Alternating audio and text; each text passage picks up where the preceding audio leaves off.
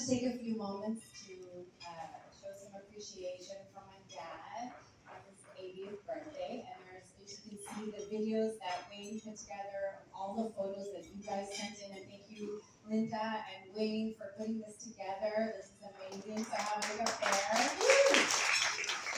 Thank you to my cousins for all the help, Karen, for finding your venue, and then of course the amazing venue and the amazing food, which is the most important thing in our family, you know.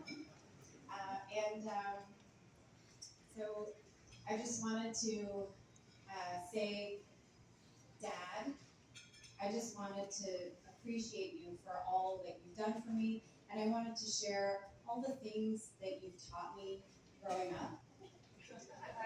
The first thing that Dad taught me was breakfast is the most important meal of the day, and he always made me a really good breakfast before I went to school. And he taught me to tie my shoes, he taught me to ride a bicycle, he taught me how to take care of pets, and he taught me that you only need one knuckle of water in the rice cooker above the rice to make perfect rice. Only one knuckle, that's it. He taught me how to be generous. He taught me how to drive standard and how not to drive standard. He taught me how to travel. He took me to ballet, to origami, to writing lessons, photography lessons, scuba diving lessons, and of course, flying lessons. He taught me how to play checkers and chess and billiards and crazy eights, which, after I learned the rules, he would change them and he would cheat so that I could not win until I figured out the new rules. He also taught me what graft is and its place in the world. You know, bribing. Now, I know what you're thinking, like, who teaches a 6-year-old girl about graft and cheating in board games? But I can tell you that these were some of my dad's most unconventional lessons that have really served me the best in my unconventional career choice. So when I was 9, my dad took me to my first karate tournament. Do you remember that, Daddy? And I had to compete with other 9-year-olds, even though I was much smaller than all of them. And I did pretty well considering I was pretty small. But when I got to the semifinals, a boy who was much bigger than me kicked me so hard that it winded me. And I couldn't breathe, and I was so scared, and I was crying, and my dad came to get me, and he took me into a different part of the gymnasium, and I was like, Daddy, I want to go home, I'm so scared. And Daddy said to me, quitters never win, and the winners never quit. And that's why probably to this day, I still don't know when to quit something. But without these lessons, I would have never learned to survive my early years fighting in the Northwest Territories, in Africa, in Mexico, in the North Sea. If all I had learned that it would be enough to work hard and play by the rules, I would have quit flying a long time ago. And the graph part got me through many sketchy third world checkpoints and kept me from being sold to a Ukrainian flight crew in Africa for his Skoda and some bottles of vodka.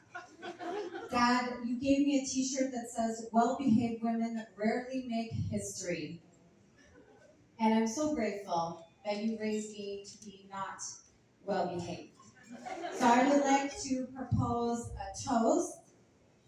Ladies and gentlemen, I apologize. If I may say a few words. Who are you? Oh no. Ladies and gentlemen, my name is Mr. Marco. You may call me Mr. Marco, or boss. I am the head of this organization, and I have a few words to say about Jimmy.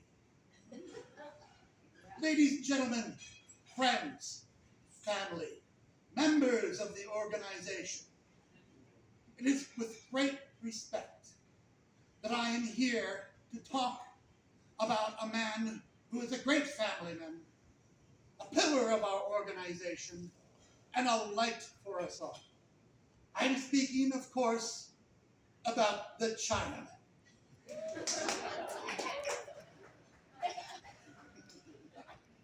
Now, I don't use the word honor lightly, but for him, it is a heavy word.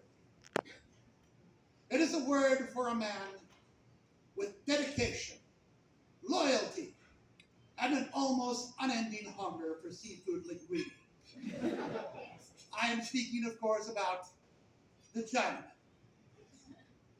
I remember the first time I met him. It was 1980. Mount St. Helens had just erupted. Batman had just been released. And nobody had thought up The Godfather Part 3 yet. I was young. I was new. I was not wise or experienced, but Jimmy, he took me under his wing. And he said that you need two things: trust and loyalty. That was when I first heard the wisdom of the Chinaman. It was a cold night. It was a night of exhilaration. It was a time when men were real men, women were real women, and the rats eating French fries off the ground were real rats eating French fries off the ground. I was out on a jog, nothing important. I walked into a restaurant, and there, in the corner booth, he sat, stoic, looking like he could read everybody who came through the door. And that was the first time I met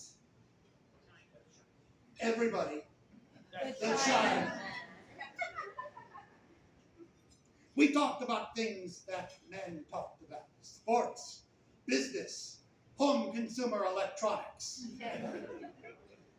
We talked about what it was like to be loyal in a world that was disloyal to you. And when it was done, I knew I had met a man who would change my life.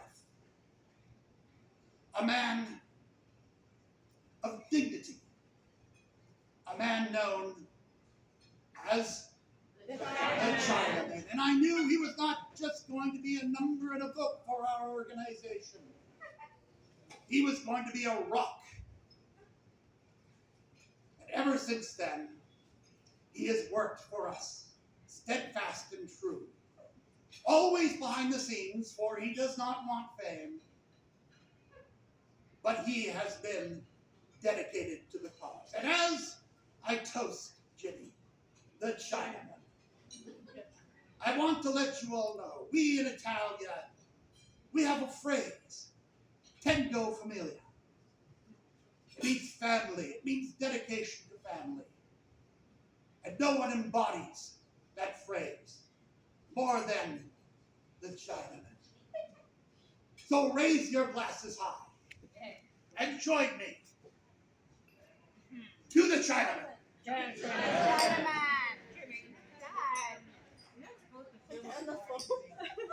And now, my associate Aldo would like to say a few words. Oh my God.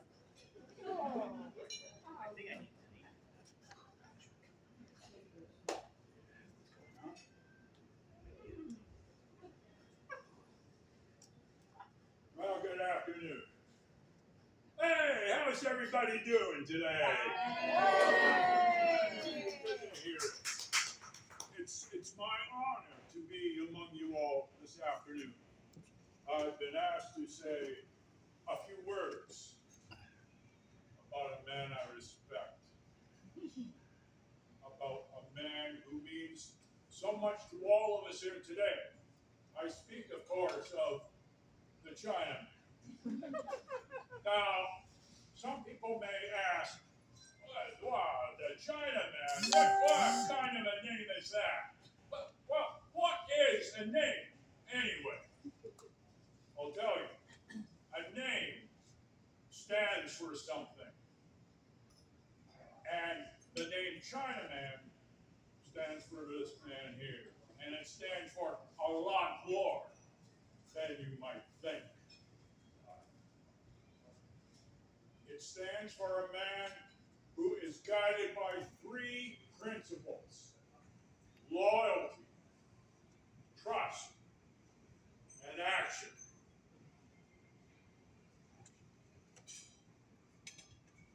You know, in my business, you don't throw words like that around every day.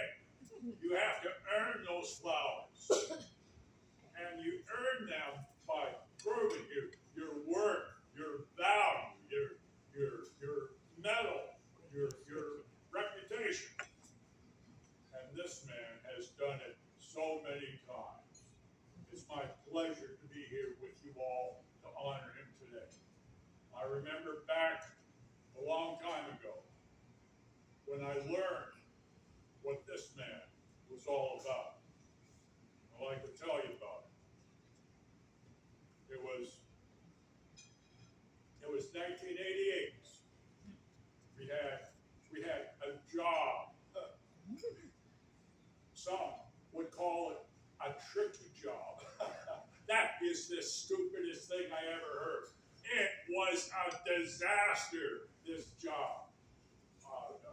We were moving bodies out. We were calling in favors. Oh, it was a total disaster. It was a disaster, and it was getting complicated real quick.